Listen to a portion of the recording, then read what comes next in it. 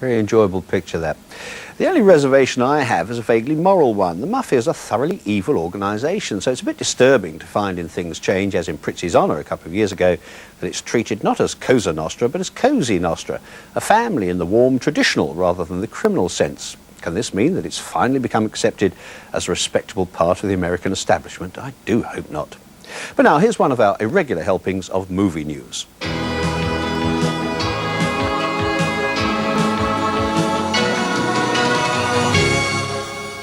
And first of all, congratulations to the British Oscar nominees, who include Alan Parker, director of Mississippi Burning, Charles Crichton, director, and John Cleese, original screenplay writer for A Fish Called Wanda, Christopher Hampton for the adapted screenplay of Dangerous Liaisons, Norma Heyman for co-producing the film, and George Fenton for writing the score, Phil Collins for Best Song, Two Hearts in Buster, Alec Guinness for Best Supporting Actor in Little Dorrit, and finally the 4 British technicians who've been nominated for their contribution to Who Framed Roger Rabbit.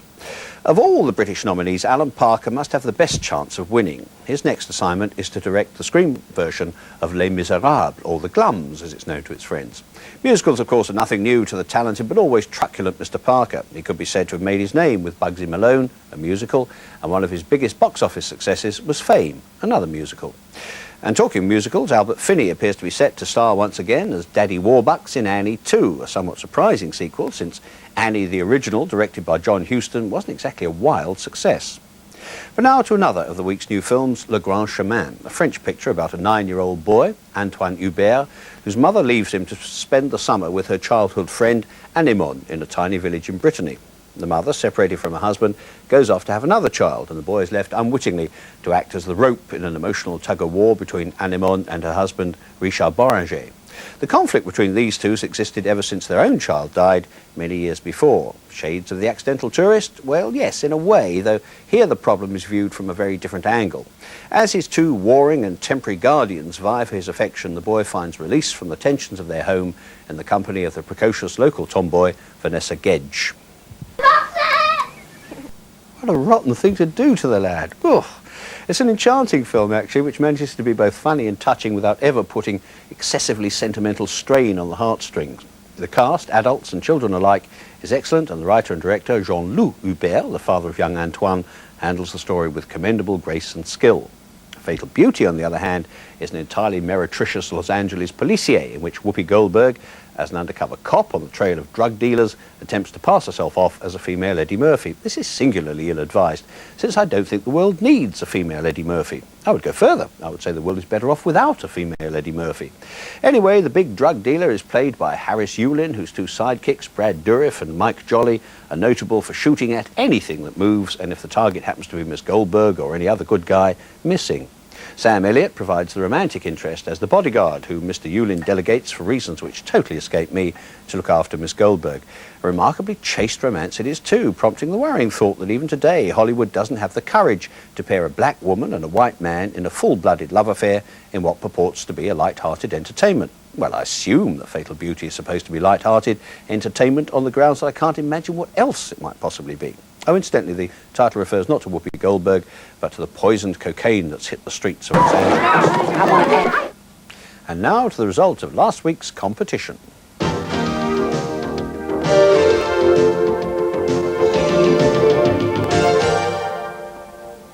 God damn, boy, what's that, some kind of weave or something? It is my natural hair. The film was coming to America, and the actors were Eddie Murphy and Eddie Murphy. Edward Bradley of Royston Hearts spotted that at once, and so wins the Film 89 sweatshirt and director's chair. For this week's competition, you're asked once again to name the film and the actors. Well, I'd like a spritzer. And couldn't you order something soft for yourself? I've got to go for a pee. I'll come with you. Answers as usual on a postcard, and by next Monday to competition, Film 89, BBC Television, London, W12 8QT. And finally, we have The Big Blue, a French film made in English and directed by Luc Besson about the eventually fatal rivalry of 2 free divers, Jean-Marc Barr and Jean Reno, who compete with each other all over the world to see who can plunge deepest without benefit of oxygen. As a spectator sport, free diving is marginally less interesting than watching stick insects at play, since everything takes place so far down in the depths of the ocean that only the fishes and the dolphins can see what's going on. I mentioned dolphins because Jean-Marc Barr has a particular affinity with them.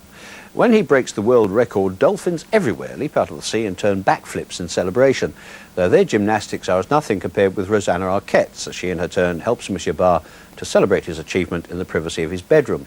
Apart from a great deal of interesting underwater photography, the Big Blue doesn't really have much to commend it. Monsieur Barr plays a very dull fellow whose intellect seems to be fractionally less than that of the dolphins.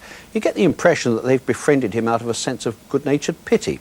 There is apparently a 3-hour version of the Big Blue, and I can't imagine what that must be like, because essentially damn all happened in the abridged 2-hour picture that I saw. Still, I leave you as ever to judge for yourselves. Have a look at this clip and see what you think. Until 10:45 next Tuesday night, goodbye.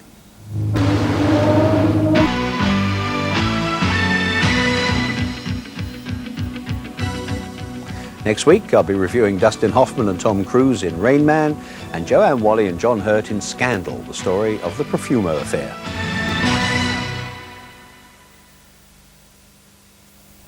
And Dustin Hoffman will be a guest on Wogan with Sue Lawley this Friday at 7 o'clock.